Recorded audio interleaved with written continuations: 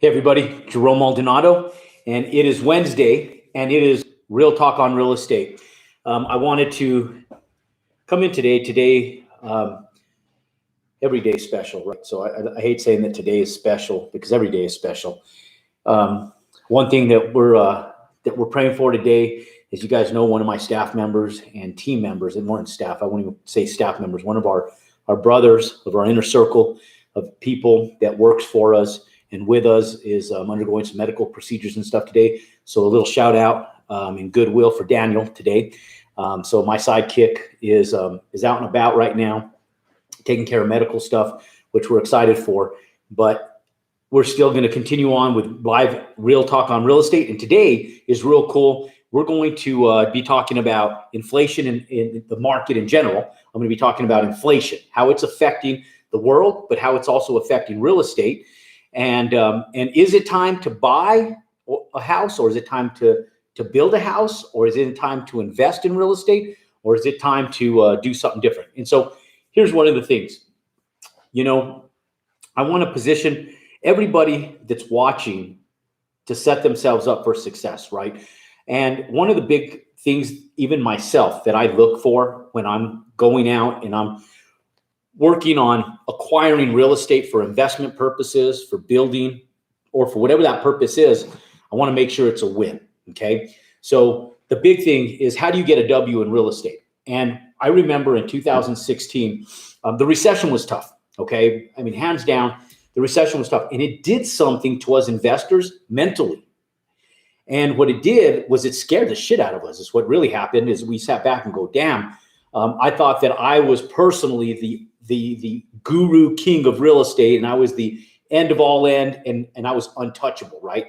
Well, there's a vulnerability state that you get put in when 100% of everything that you're doing in life, especially in your financial life, is taken away from you and out of your control. And that's exactly what happened in 2008. So, when we think about time changes, economic changes, and everything that we've been going through the last 2 years with the corona and in the pandemic, we sit back and we go, okay, is it time, right? So that whole process, we lived in denial for about a year and a half, right? So end of 2007, moving into 2008, I was in denial, just kept doing things as normal, thinking this is going to disappear. November of 2008 hits, and actually tail end of October, and I sat back with a little bit of an oh shit mentality, going, this is real. When the banks start calling and stopping loans and they're hassling you a little bit, you sit back and go, okay, hold on, there's something real here, right? Well, when you start having to fund things in an expensive way, you start worrying about them. And so what does this have to do with inflation? Because, ladies and gentlemen, there's little bits and pieces of similarities that are happening today that happened in 2006 and 7, leading us into 2008. Now, the writing that's on the wall is completely different, right? And so the way the acquisitions take place right now are completely different. And so I want you guys to understand that it's two completely different scenarios, two completely different times, but there are some similarities. So we want to take the similarities, learn from the past, and exercise those, and then learn from our worst case scenario and also implement and exercise that. Okay, so when 2008 hit and Lehman Brothers collapsed, and we were sitting back going, holy shit, the world is changing economically. What landed up happening is we landed up getting into work mode. Forget entrepreneur mode for a minute. We were sitting back going, okay, I need to figure this out financially just to stay afloat so I don't lose anything. And so I sat back. I remember talking to my wife and saying, we got to figure this out, because if not, we're going to have to figure out what properties we're willing to lose first. Not like which ones we're willing to lose, just which ones we're willing to lose first, because it was completely out of our control. Well, thank the good Lord, we didn't lose any of them.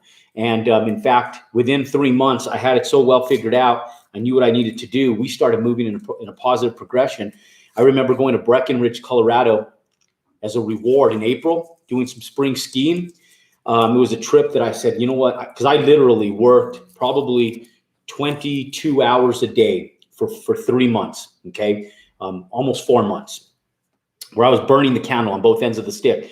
going, okay, I'm going to bid every project. I'm going to do everything I can that's in my power to make things happen in a positive way. And then I'm going to put everything else in God's hands and just let things unfold. And that's what I did. So in April, we were actually in a good position. We were cash flow positive again. It took us almost 4 months to get cash flow positive again.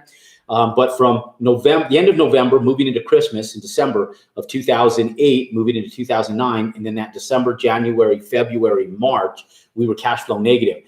Towards the end of March, we started becoming cash flow positive. And there was tons of inflation going on. Lumber back in 2006 going through the roof. A $6.50 sheet of OSB with plywood, half inch. It went from $6.50 a sheet to over $20 a sheet. So almost 3 times, 300% increase on lumber, right? Similar to today. 2.5 years ago, pre-pandemic, same thing was happening. We were getting calls from our lumber company going, hey, there's a 30% hike in lumber coming. Do you want to purchase any lumber packages now before you start building? And so we go, really? And I remember a good friend of mine named Carlos, who's been my lumber guy. They own the lumber yard, a local lumber yard here in town. I called him and said, yeah, absolutely. I got 2 builds coming out of the ground. Let me pay for my material. Today, we're not anticipating needing the framing material for 3 months. Are you okay holding it for 3 months? And he goes, yes, Jerome, just pay for it today. We'll account for it. And so that's what we did.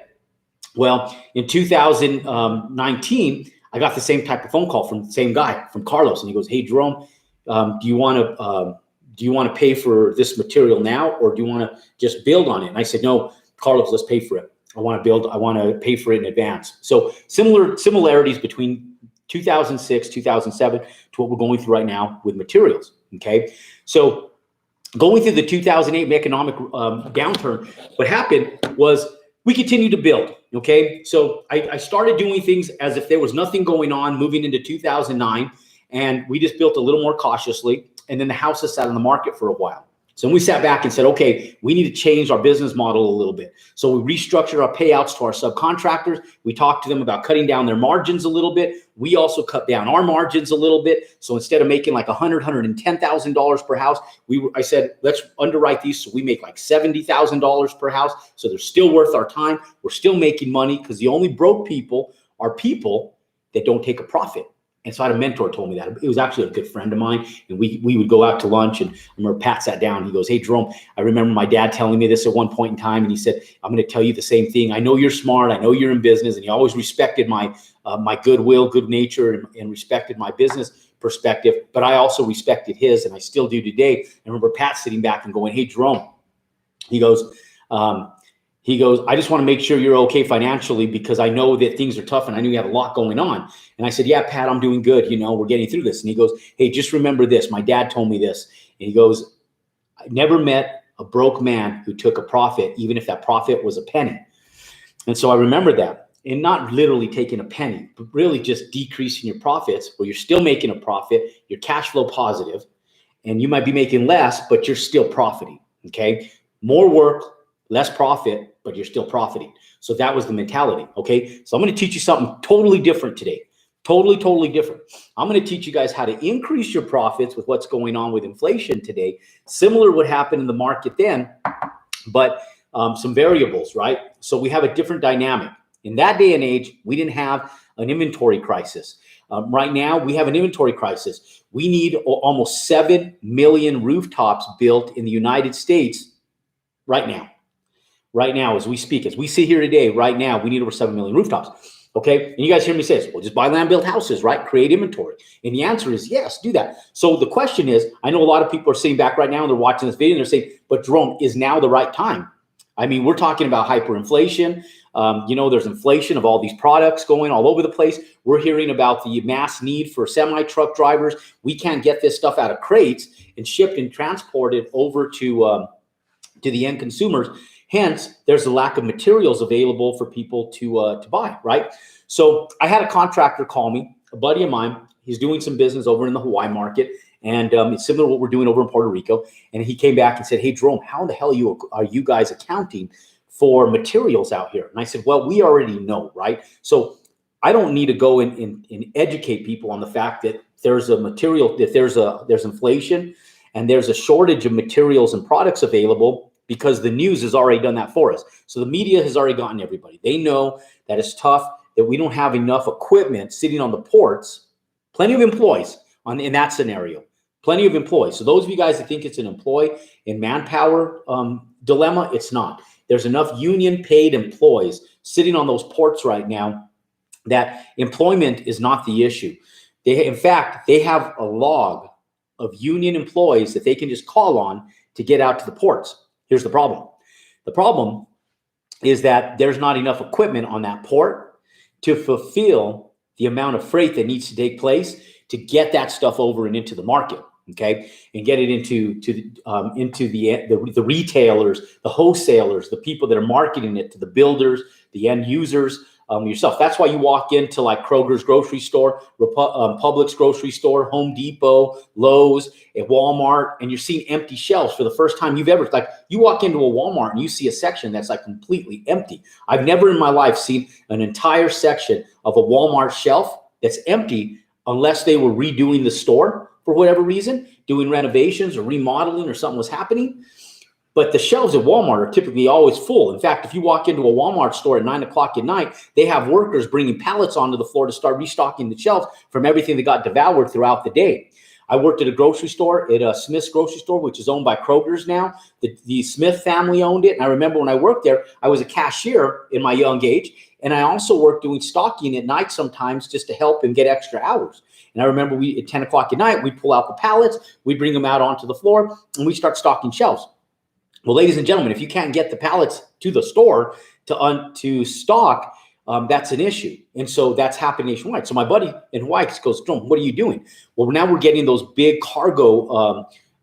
We're going in and buying or leasing, actually not buying, the big cargo crates. And we're ordering stuff in advance. So guess what we're doing up in Phoenix for our apartment renovation project? We're just getting ready to start doing this stuff now, where we've been talking to the general contractor. I say, hey, Scott, we need to start thinking about mass ordering materials. And so we sat on the phone the other day and he goes, hey, Jerome, your financial breakdown is actually in some areas unrealistic. There's some stuff here that has went up a little bit. We need to talk about this. And I said, okay, well, let's talk. And so we sat down, we went through some stuff and I said, okay, well, look, we might be under costing the drywall and that might have went up, but look at the electrical. And so I said, we'll find a balance, Scott. We'll find a balance on this stuff. And so when we underwrite this stuff, I'm going in and considering the inflation of all of these market prices on drywall, fixtures, on everything, but they're not perfect, right? But we have a mean, an average. So when you take things, you have a mean, the average of something, you have a percentage that you're going to account for. So our percentage nationwide is someplace in the neighborhood of about 4.5% inflation along all costs of goods and services. Now there's exceptions to that. So lumber had went up over 200% increase, similar to what I was talking about in 2006 and 7, where we saw like a 200% increase in goods and services on lumber as well. Let's see, we have a few questions here. I want to get in the real estate market, but I am scared. I wait for the market to be normal because I jump in. What do you think, Jerome? Yeah, there's a labor shortage. Don't wait. Don't wait, ladies and gentlemen. You're going to be waiting the rest of your life. Okay. So watch, follow me here because this is what I want to talk about. This is why I'm doing this video. In fact, is because I want to make sure that all of you guys that are watching this video understand that there is no perfect market. There is no perfect market. If you wait for the perfect market, you'll be waiting for the rest of your life. As long as you're clicking on the television, watching CNBC, Fox News, ABC, CBS, whatever it is, there's going to be something negative. Why? Because people attract to the negativity that's deployed onto media platforms, specifically conventional media, television, radio, and that's how they hook you, right? That's how they hook you in and they get you with all that negative stuff. So that's not what entrepreneurs and business owners do. Okay. My stock guy, Dave, he told me this a long time ago. He said, I remember we go out to lunch about once every, 3 to 6 months. And we become really good friends. We go heli skiing together. We go regular skiing together. I go to his house, comes to my house. We do mutual exchange of business through my construction company and his stocks and so forth. He manages a lot of my stock stuff that I have. But point being, He goes, Jerome, I remember when all of the financial crisis was happening with AGI, Lehman Brothers, and he goes, he would call, he'd go, Jerome, you're not panicking, are you? And I said, no, Dave, I'm not panicking. Yes, I know that there's issues in the market. What are your thoughts? And he goes, Jerome, large companies are not making financial decisions based on today and who's becoming a president. They're making financial decisions based on economic changes for 10 years, 15 years from now. You need to look at things in perspective beyond today and 10, 15 years from now. So the goals of large corporations like Coca-Cola, like Nike shoes, like Toyota, like Chevy and GMC, Daimler Chrysler, all these big corporations, they're thinking in a business model that is 10 years down the road. They're not building stuff on today. They know there's going to be fluctuations in the market, ups and downs. Now, how do you know for yourself how to buy in a market that's forever changing up and down?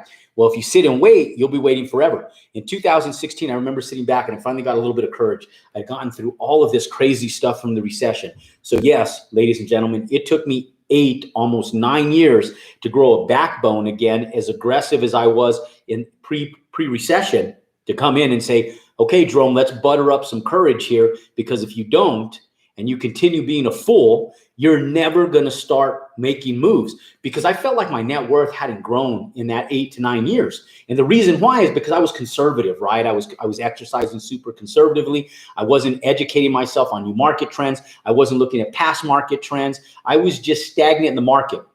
And so I felt like my net worth was stagnant too. I hadn't exercised a 1031 exchange that turned $1 million worth of real estate into $8.5 million worth of real estate, which now is worth over $15 million worth of real estate. That all happened in the recession.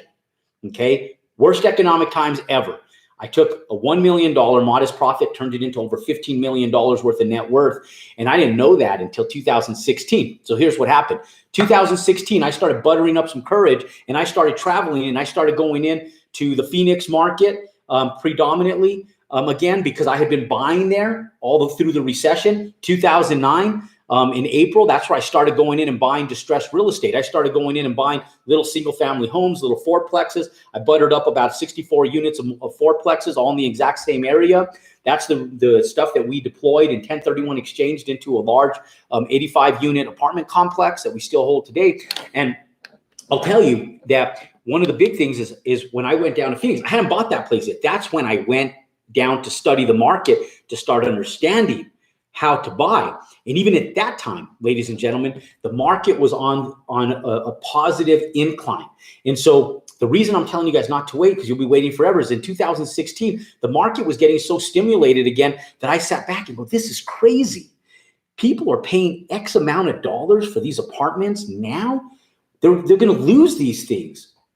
I land up getting this off-market deal. We land up hitting a home run with it. It was one offer, one LOI, no back and forth. We did work out a couple of the little terms, but there was no negotiating. It was an off-market deal. It was owned by a big REIT. It was an armpit property being the smallest property that REIT owned. They mostly own 350 units and larger. They just happen to have this 85 unit complex that the broker that I was talking to said, hey, I sold that to them. I don't know if they're willing to sell it, but let's put an offer in on it. They've held that property for the last 7 years, and I know what they paid for it. They're going to make almost $3 million off the property, plus it's been cash flowing for the last 7 years. I think we can make it work.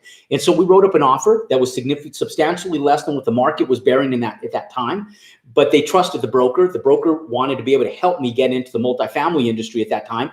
And so I sat back and I purchased with caution. I thought that everything else around me was overpriced. Ladies and gentlemen, that was like $75,000 a door ago in 2016. I've seen properties go up $35,000 a door, $50,000 a door, $75,000 a door since 2016.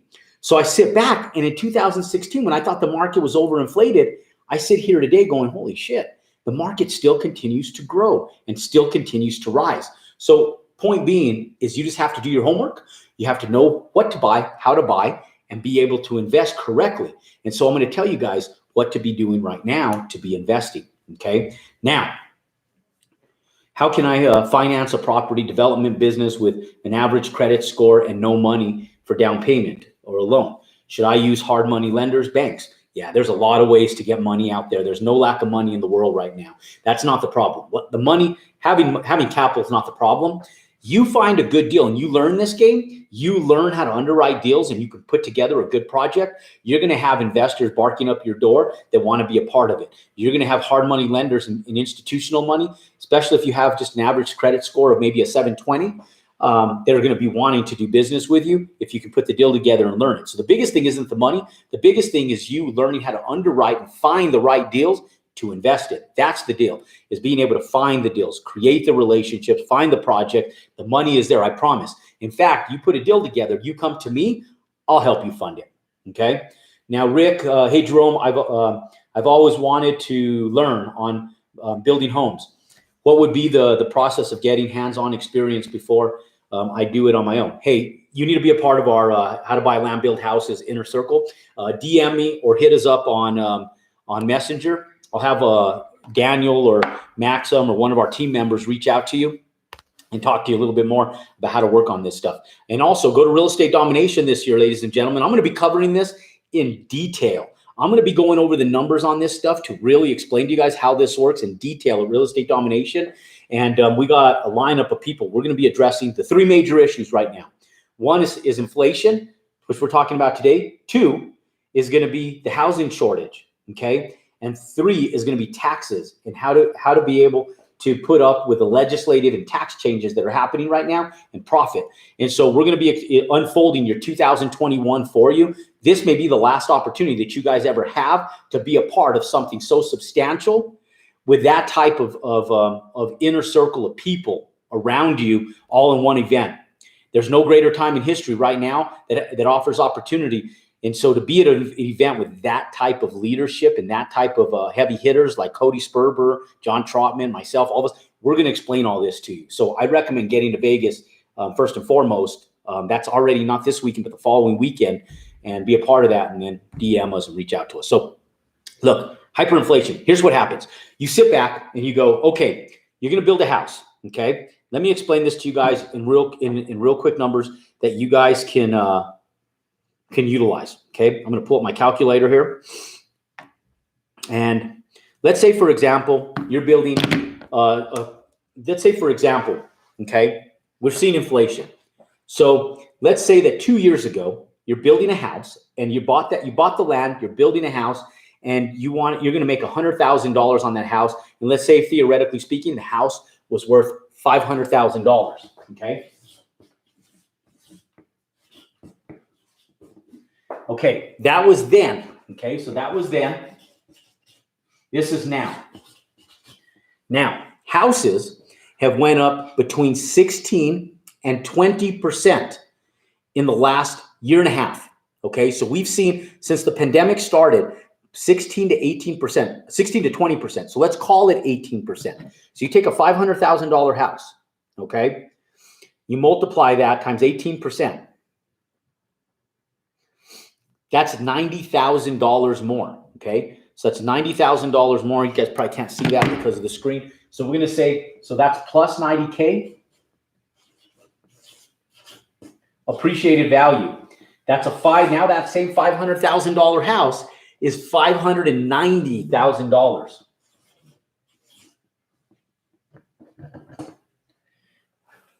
If this easel falls down, we can all laugh together, right? Because I'm the one that put it up. And so if it falls, it's my fault, but we'll all laugh together. So $590,000, okay? Now, is that $90,000 all profit? The answer is no. Why? Because we're seeing inflation of materials right now, right? There's material inflation. So we sit back and we go, okay, $500,000 house, we're sitting back, we'll call it an 18% appreciated value. So it's increased by 18%. Okay. So now that house, just from pre-pandemic, from March of 2019, is now worth $590,000, thereabouts. Now I'll tell you, some markets have appreciated even more than this. We go into town areas like Boise, Idaho, they've seen an 86% appreciation in single family residences. Unheard of. Unheard of. Now, can they sustain that? My projection is that no, Boise can't sustain that because they haven't sustained economic growth to support that, right? So I caution people, like Austin, Texas has seen about 76% appreciated value. Now, can Austin support that? Probably so. We got Elon Musk over there. We got SpaceX. Texas is just solid. Probably so, but it's still not my most desirable town to go in and do business in because I don't know if it can sustain that. There's a question mark there, right? But if you go just down the street to San Antonio, you go right up the street over to like Waco, or you go into Dallas, Fort Worth, Arlington, Frisco area. Ladies and gentlemen, they haven't seen that type of appreciation, and they're seeing the same type of growth economically. Those markets can sustain that stuff. Okay, now nationwide, the national average is between 16 and 20%. So we call it 18%. I know that where I currently build, we've seen about a 30% increase, but I'm still underwriting my deals like this because if the market softens, well, guess what? I still have profitability. So the way the materials work is you sit back and nationwide, on average, the material increase has went up about 4.5% for materials, okay? So make sure you guys can see this.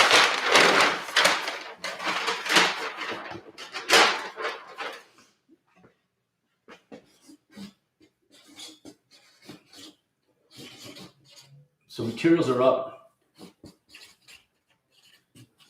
Now, I'm going to say the labor is up as well because it's not just materials that are up, but labor is also up by about 4%, okay?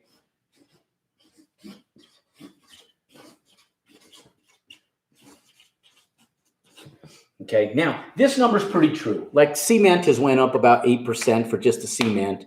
You know, there's roofing materials have actually come down a little bit from where they were before. Drywall has went up a little bit. Lumber's still up, but it's come down substantially from where it was a year and a half, 2 years ago. So it's coming down. So some things are starting to come back down, but there's other stuff that's starting to continue to rise. So the national average of increases is probably about 4.5%. It's pretty true. It's holding. Now, electrical materials have went up about 5%, 6%. From talking to my electrician, we're underwriting some more homes that we're building right now and some big apartment buildings that we have under construction. And so if you say, let's say, for example, you have a 2,500 square foot house, right? So you don't take that percentage off of the house price. So follow this right here, okay? You don't go and say, hey, I have a $590,000 house. My material costs went up by 4.5%. Now, when you look at the appreciation of houses, you do, because that's what house prices have went up. Watch this. 2,500 square foot house, okay?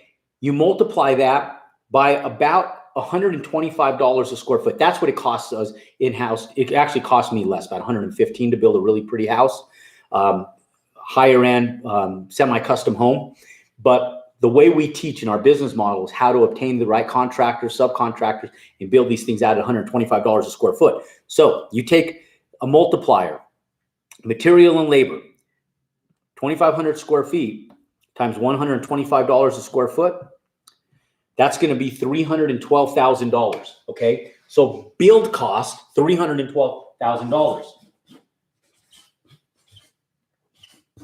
This is our build cost. Can you guys see that? Yeah. Okay. So that's our build cost right here. Okay. $312,000.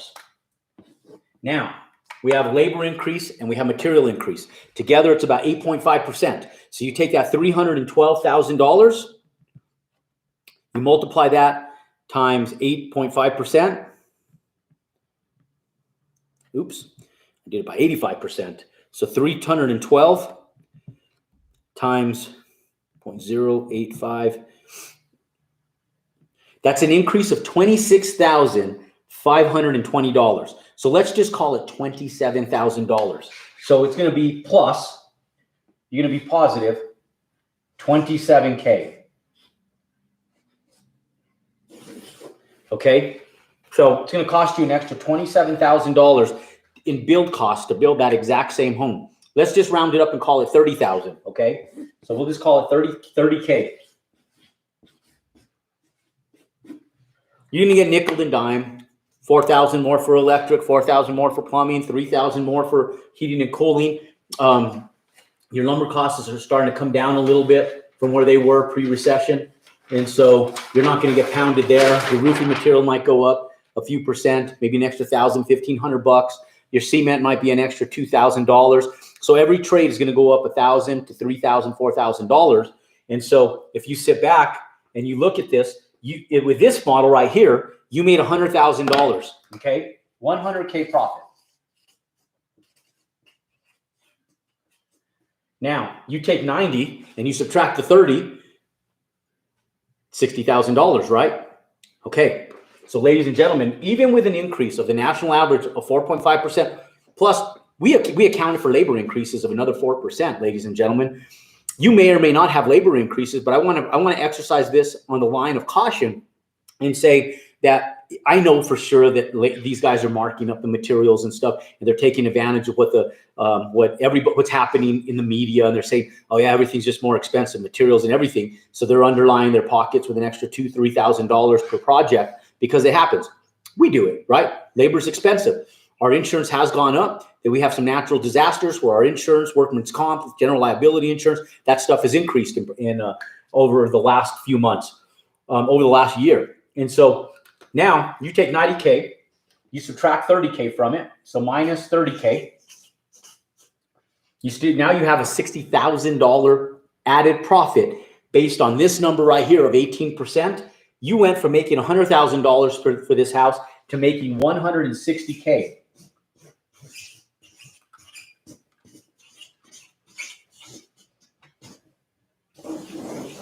Now, that's on the receiving end of inflation. I like that. So when you see me with my sarcastic smile, I mean, I didn't create the problem. I'm just part of the solution. I'm creating housing, fixing a need, getting wealthier doing it. So ladies and gentlemen, understand that that is the reality right there. That, ladies and gentlemen, is the reality of what's been happening. So if the market softens and we go back to this, no problem. I'm okay with this.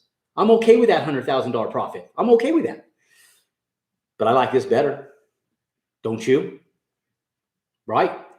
Now, ladies and gentlemen, if you like information just like this, give me a thumbs up button. Give me a thumbs up on our YouTube channel. Click and subscribe for more information just like this. If you want to hear about what's happening, what's trending. Ladies and gentlemen, this is how the wealthy get wealthy. This is how the banks, this is how everybody creates wealth in America. That's on the receiving end of inflation, on the receiving end of a massive problem, or you're solving a problem nationally. Okay. So, ladies and gentlemen, this is what we're teaching people how to do right here. Okay. So for those of you guys who get an opportunity to work with us and learn this business model, that's the reality of it. If you practice and exercise our business model. Now, wow, right? Cry if the market softens. What's it going to do? Go down 20%? Well, if it does, I'm okay with that. Aren't you? Like if you build one house a year and you make $100,000, are you okay with that? Is the question. I'm okay with that. I'll just build more of them. Take it and put it into apartment buildings. That's what I do. And I do it tax-free. So look, if you guys want to learn how to do this, and I break this down specifically at Real Estate Domination this year, and I'll explain to you in detail, and even give you the spreadsheets, then you're going to want to join us at Real Estate Domination this year and learn this exact stuff. Because, ladies and gentlemen, like I've always said, you could be affected by it, or you can be taking advantage of it. Where there's times of financial distress, ladies and gentlemen, there's opportunity. The people that can unfold and be a part of the receiving end of that will be the part of the opportunity. And that, ladies and gentlemen, is opportunity. Okay. That's part of the receiving end of it. So yeah, you know what? I'll tell you, so you can apply these strategies anywhere in the world, Central America and El Salvador, it doesn't matter. I have a gentleman who just moved from Germany over to the French Riviera to practice exactly. He's part of our inner circle. And when he came in, he said, Jerome, I'm not even in the United States. Can you help me? We have a business model. I talked to a broker that he put me on the phone with for about 30 minutes. And in 30 minutes, I asked him specific leading questions, obviously, to get him part of that to get him to be part of finding me the right broker to talk to. He exercised, implemented, got the right guy on the phone for me to talk to. 30 minutes later, I had a business plan confirmed by his broker. Now he's actually exercising that business plan, working with not just that broker, but we wanted to confirm it with 2 other brokers. So then he went in a little bit deeper just to make sure that that broker didn't have his head up his ass and that what we were talking about was truly financially viable. And so he's implementing. I got a young lady in Canada, same thing. We got another gentleman down in Mexico working not in Cancun, in not Baja, Mexico, down in Mexico, one of the resort areas. Anyways, and he's taking advantage of it too. Now his market's a little different. So in El Salvador, this is an issue that's not just nationwide. This is a worldwide issue right now. The mass population growth is an issue everywhere. The millennials, the Gen X, and the Gen Z population, it's an issue.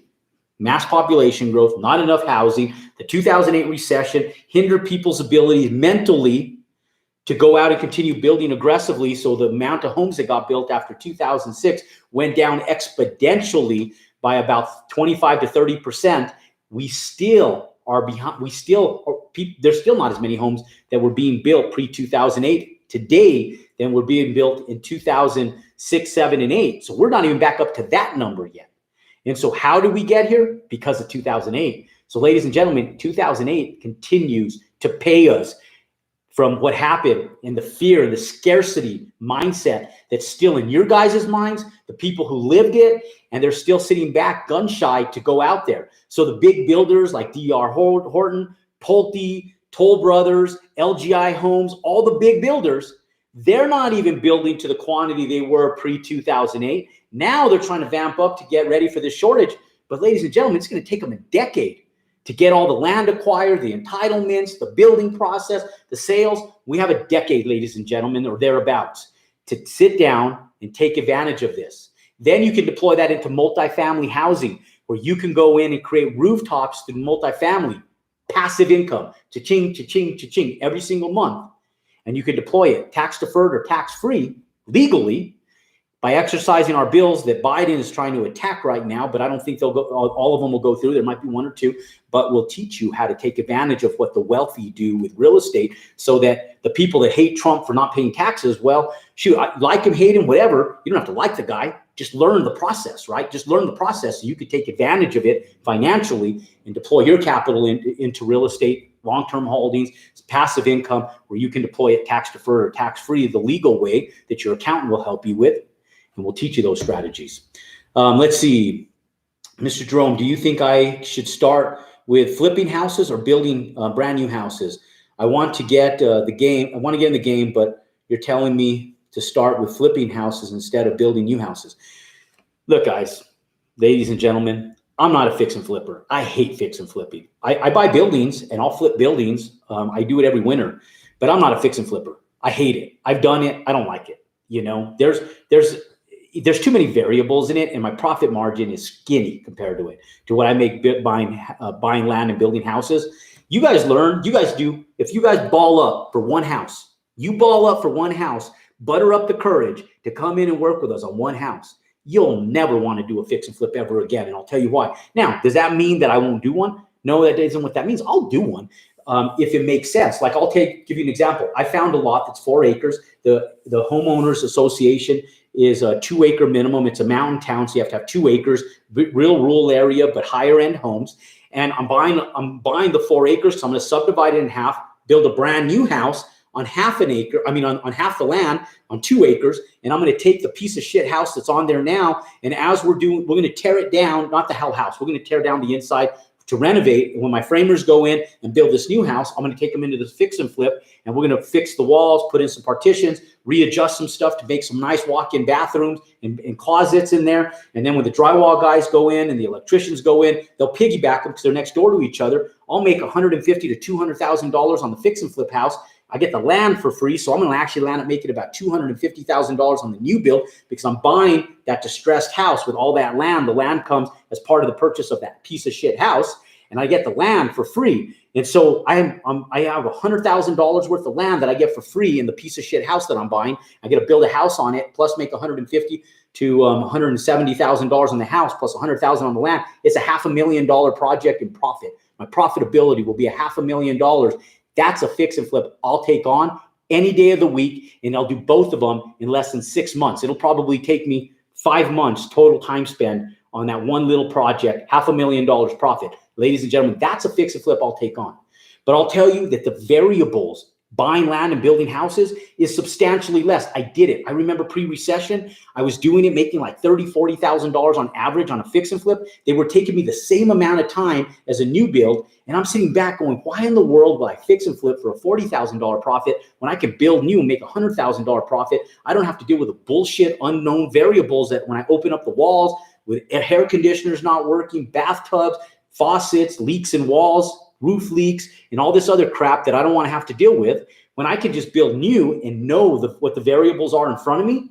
And then we just know what the cost is, and then build, and I get my profit out and I walk, right? And then I just service the warranties, and that's it. And I walk away from it with a larger profit. So what I'm telling you guys is learn how to buy land, build houses. You'll be more lucrative and you'll be with less headaches. It's way more lucrative, way better business model to do. So that's my opinion.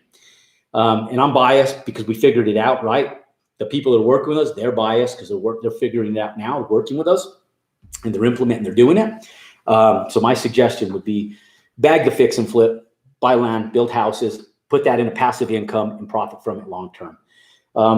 If we wanted to work with you and your team to get help as building houses and be mentored, how do we do that? DM me. I'll put you in contact with Daniel or Maxim or Cameron or Stefan or one of our team members that's actually working on our behalf, and I'll share with you guys how to get started working with us. Also, get your ass down to Real Estate Domination this year, ladies and gentlemen. It's in Las Vegas. Crawl there, walk there, take Greyhound there, rent a van, load up your friends, get there, take a flight. If you can't afford it, stay at the Tropicana if you need to, and get an Uber across the street. I don't care. Just get there. Get there. I'm telling you, to meet you in person and be able to be a part of this year, you may never in your life have an opportunity to be in a room with the dynamic amount of people that I have there, with the professionals I have there in a time instant just like this, with so much opportunity. Because you're sitting back going, oh my God, the market's inflated. I'm sitting back going, holy shit, the market needs more homes. And yes, it's inflated. I'm going to profit from it. And so if you want to learn how specifically, get down there, ladies and gentlemen. Okay, ladies and gentlemen, Mo just put that. Mo, thank you. Appreciate it. You must have got my message. realestatedomination.co live right now for the next 24 hours. I'll tell you what I'll do, because Mo just came in here with my message. I didn't want to give this promo until I know that Mo got my message. Mo manages and runs our back office. Those of you guys who've seen any of our ads and have clicked in and opted in, or you guys are getting sick of seeing us because you guys are inundated, it's Mo that does them. So Mo just dropped the link in there. Thank you, Mo. Appreciate you very much. We're going to offer a 50% hyper sale. We had done it last Friday. We took it down. Now we're going to implement it again for 24 hours. And if you guys get involved with Real Estate Domination, we'll give you 50% off tickets. Just hit on that link that Mo just put up. I'll also put it in the comment section below after the video is over. But ladies and gentlemen, you guys want to join and be a part of our team, the link's in the chat. And you guys can reach out to us, email us, or hit us up on any social media platform. We will follow up and we will get back to you. Sometimes it takes us a day, 24 or 48 hours. Sometimes it's immediate. We're busy, but we're active. Ladies and gentlemen, that's how you take advantage of inflation, and that's how you be on the receiving end of it. Great day today. If you guys like the information at hand, click below, subscribe to our YouTube channel so that you're notified anytime I'm going over updates, content, information just like this. And give us a thumbs up if you like the content. If you think our content sucks, give me a thumb down. Do something though. Don't do anything. Give me a thumbs up. I love you guys. God bless you guys. Go out and make it a great day. Compound your success. And we'll see all of you guys at Real Estate Domination 2021. You guys go out and make it a great day. And let's make some money. Let's make some profits. Let's make it great. Thank you guys. God bless.